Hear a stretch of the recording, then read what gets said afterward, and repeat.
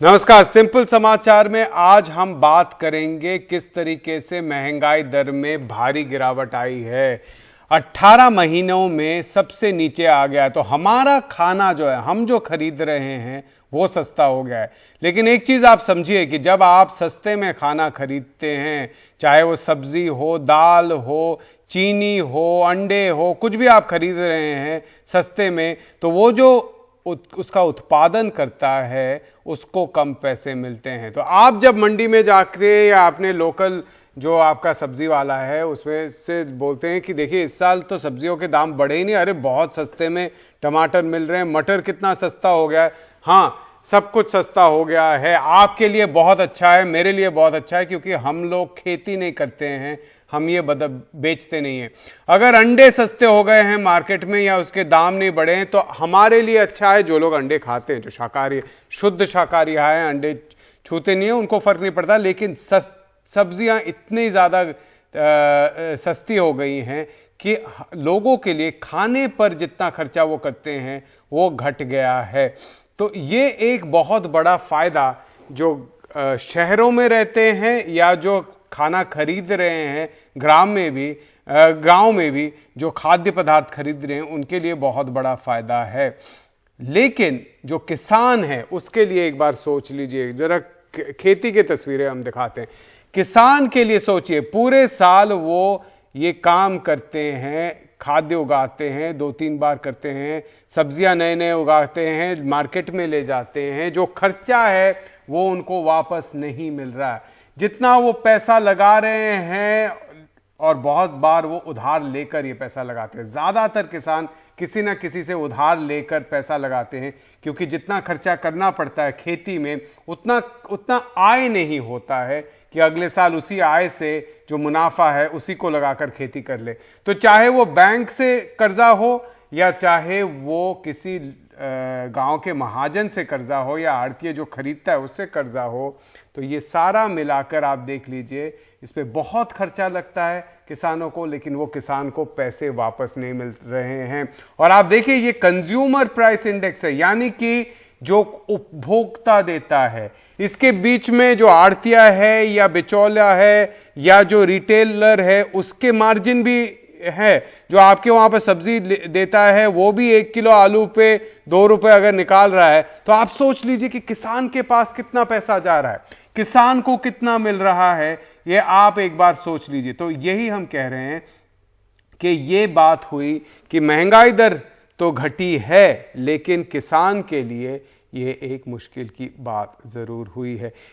अगर हम बात करें तो महंगाई दर जो है वो ये दिसंबर का डेटा आता है, आप जानते हैं 1 महीने का डेटा कलेक्ट करके। पहले हर हफ्ते आता था महंगाई दर, अब 1 महीने में आती है, और वो डेटा एक लगभग 15-20 दिन बाद निकल के आता है। तो ये जो दर निकल कर आया है 2.19%, यानी कि पिछले साल अगर दिसंबर में आपका टोटल खर्चा 1000 रुपए था, तो इस साल आप सिर्फ 1000 रुपए 22,000 के ऊपर 22 रुपए और खर्चा कर रहे हैं, जो कि महंगाई दर के तौर पर बहुत ही कम है।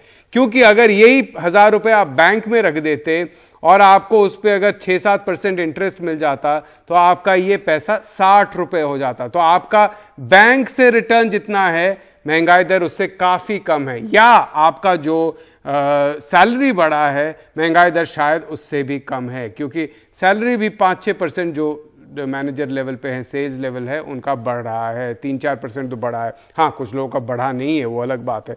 2% अगर महंगाई दर हो, ये 18 महीनों में सबसे निचले स्तर पर ये महंगाई दर है। 18 महीनों में मतलब 1.5 साल में। और आप देखिए कि पूरे मोदी काल में 2014 से महंगाई दर 2013 से कम होने लगा था, जब आप जानते हैं इंटरनेशनल फ्यूल जो पेट्रोल प्राइसेस हैं वो घटने लगे थे। 2014 से महंगाई दर के बीच से महंगाई दर बहुत तेजी से घटे। आप देखिए कि महंगाई दर जब 2.2 पे आ गया है, इसमें अब हम देखते हैं, इसका ब्रेकअप करके देखते हैं कि उपभोक्ता महंगाई, खाद्य महंगाई दर, यानी कि सब कुछ एक थाली में जो परोसा जाता है या आप पीते हैं या खाने में लगता है, इन सब को बनाकर उपभोक्ता खाद्य महंगाई दर बनता है, यानी कि कंज्यूमर फूड प्राइस इंडेक्स। वो 2.5% घट गया है। यानी कि अगर आप पिछले साल खाने पे महीने में दिसंबर में 1,000 रुपए आपने खर्चा किया है, इस साल आपने सिर्फ 975 रुपए खर्चा किया, यानी कि 25 रुपए 1,000 में से आपके पॉकेट में बच गया। याद रखिएगा, वही 25 रुपए कम जा रहे हैं पूरे फूड चेन में, मतलब किसान से लेकर आढ़तिया से लेकर आपके लोकल सब्जी वाले तक, सबके पास अगर देखें तो 25 रुपए कम जा रहे हैं। तो आप सोच लीजिए किसान के पास शायद 40-50 रुपए यानी कि 100 रुपए भी कम जा रहा होगा। दाल एक टाइम पे बहुत महंगा हो गया था, आपको याद होगा, सरकार को बेचना पड़ रहा था। और जब ये प्राइस सिग्नल कहते हैं हम, जब किसान देखता है अच्छा इस चीज पे मुनाफा अच्छा हो रहा है तो वो क्या करते हैं कि ज्यादा बोते हैं दाल। अगर उनके पास इतना एकड़ लैंड है या 2 हेक्टेयर है तो उस पे पहले अगर 1 हेक्टेयर में दाल बो रहे थे, अब ज्यादा बढ़ा देते हैं, यानी कि सोइंग एकरेज बढ़ जाता है। दाल बढ़ गया है, सप्लाई बढ़ गया है, तो 7% दाल का दाम घट गया। जो 100 रुपए में मिल रहा था पिछले दिसंबर में, वो आपको 93 रुपए में मिल रहा है, सस्ता हो गया। हम सब सोचते हैं कि दाल के दाम बढ़ेंगे, लेकिन वो सस्ता हो गया। सब्जियां देखिए, सब्जियां कितनी सस्ती हुई है।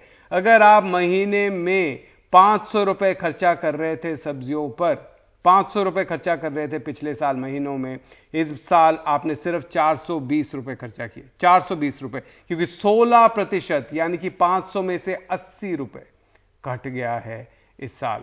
अब आप देखिए कि अगर हम चीनी का भाव देखें, चीनी का भाव आप देखिए तो वो 9% घट गया है। चीनी जो आप चाय में डालते हैं, कहीं पे भी डालते हैं मीठे में, एक टाइम पे चीनी की किल्लत हो जाती थी कि लोग कहते थे कि चीनी का भाव बहुत बढ़ गया है, चाय में चीनी थोड़ा कम डालना है, इतना ज़्यादा पैसा लग रहा है चीनी में। अब चीनी सस्ती हो गई है। चीनी 100 रुपए अगर पिछले साल 1 किलो चीनी, 100 रुपए आप महीने पर चीनी में खर्च कर रहे थे, इस साल आपको 91 रुपए, 90 रुपए खर्चा करना पड़ रहा है।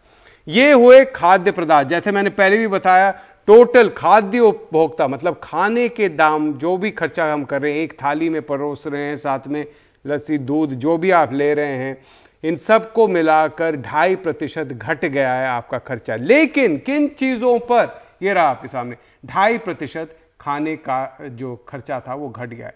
लेकिन क्या महंगाई दर सब चीजों में घटी है?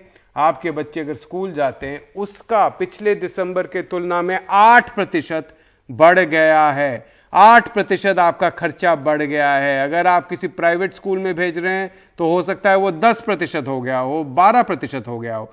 यानी कि जो लोग हैं जिनके, जो बच्चों पर खर्चा करना चाहते हैं एजुकेशन पर, या जो यंग लोग हैं जो एजुकेशन पर खर्चा कर रहे हैं, उनका 8% हर 1,000 रुपए में 80 रुपए ज्यादा बढ़ गया है खर्चा। हाउसिंग, इसमें रेंट हुआ, जो खर्चा हुआ, इसका 5% बढ़ गया है। अगर आप पिछले साल 10,000 रुपए रेंट दे रहे थे, इस साल आपको 500 रुपए ज्यादा देना पड़ रहा है, 10,500 देना पड़ रहा है, क्योंकि 5% बढ़ गया। 10,532 रुपए ज्यादा देना पड़ रहा है।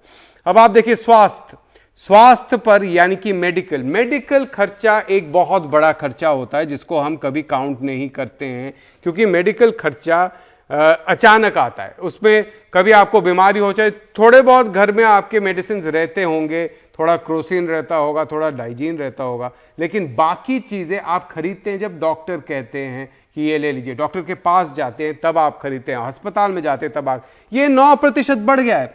9% मतलब ऑलमोस्ट डबल डिजिट इन्फ्लेशन। 9% खर्चा आपका बढ़ा है मेडिकल पर। साथ में ईंधन और लाइट, जिसको कहते हैं, इसको कहते हैं फ्यूल और लाइट बोल के एक कैटेगरी होता है। आप वेबसाइट पे, मिनिस्ट्री के वेबसाइट पे जाकर देखते हैं तो ये 4.5% बढ़ गया है। 4.5% ईंधन और लाइट के दाम बढ़ गए हैं। अब आप देखिए कि मैं सब कुछ मिलाकर अगर देखूं तो जो किसान है, किसान के बारे में सोचिए, किसान ने अगर कुछ बेचा है उसको 2.5% कम मिल रहा है। अगर वो सब्जी बेच रहा है 16 से 20-30% कम मिल रहा होगा। अगर वो अंडे बेचता है तो उसमें गिरावट आई है 4% की। अगर वो दालें बेच रहा है तो उसमें गिरावट आई है 8% की। सब चीजों को मिलाकर 2.5% ये 2 से 2.5% कम जा रहा है पूरे फूड चेन में।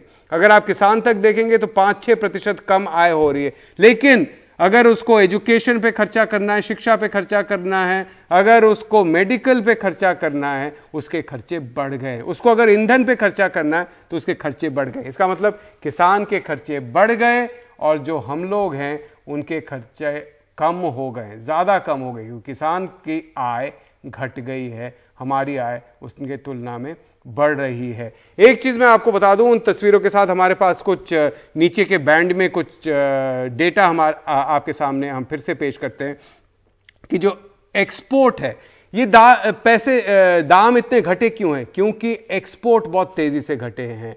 पिछले कुछ सालों में चाहे वो सब्जियां हो, फल हो, इन सब के एक्सपोर्ट्स में बहुत तेज़ी से गिरावट आई है। आप देखिए दाल उत्पादन वैसे रबी सोइंग में बहुत कम हुआ है, इसका मतलब उत्पादन में गिरावट होने वाला है, इस बार भी हुआ है।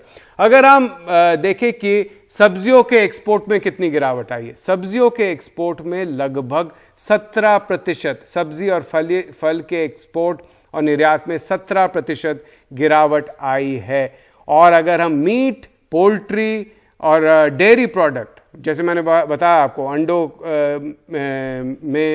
के दाम में गिरावट आई है, मीट, डेयरी और पोल्ट्री प्रोडक्ट्स में 24% गिरावट। इसका मतलब कि जो किसान हैं या जो डेयरी चलाते थे या जो एनिमल हस्बेंड्री करते हैं, वो जो बेचते थे एक टाइम पर, फॉरेन मार्केट में भेजते थे, वो अभी नहीं बेच पा रहे हैं, क्योंकि बहुत किसान कह रहे हैं कि जो लाइसेंस जरूरी होता है बेचने के लिए वो उनको नहीं मिल पा रहा है पिछले कुछ सालों में। ये जो गिरावट आई है इससे साफ है कि हम लोग तो कम दे रहे हैं, लेकिन किसान जो सबसे हमारे लिए खाना पैदा करते हैं, अन्नदाता हैं हमारे, उनको परेशानी हो रही है इससे। तो इसीलिए हम कह रहे हैं कि खाना तो हुआ सस्ता, लेकिन किसान का हाल है खस्ता। आज का सिंपल समाचार यहीं तक।